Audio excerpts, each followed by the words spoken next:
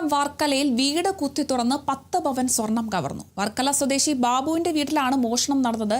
വീടിന്റെ അടുക്കള ഭാഗത്തെ വാതിൽ കമ്പിപ്പാര ഉപയോഗിച്ച് കുത്തി തുറന്ന മോഷ്ടാവ് അകത്തു കടക്കുകയായിരുന്നു.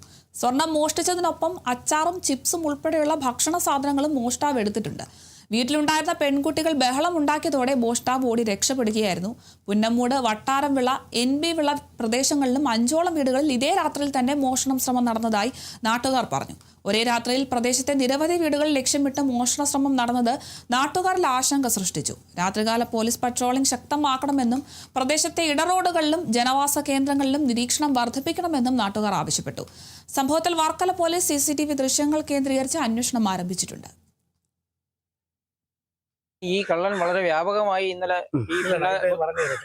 അതിനുശേഷം നമ്മൾ കാലത്ത് അവിടെ കയറി പിന്നെ അവിടുത്തെ മണിയണ്ണൻ വിളിച്ചു പറഞ്ഞപ്പോഴാണ് ഞാൻ പിന്നെ ലൈറ്റ് ഇട്ടിട്ട് അവിടെ പോയപ്പോഴാണ് അവിടെ ഈ മോഷണം നടന്നിരിക്കുന്നത് കണ്ടത്.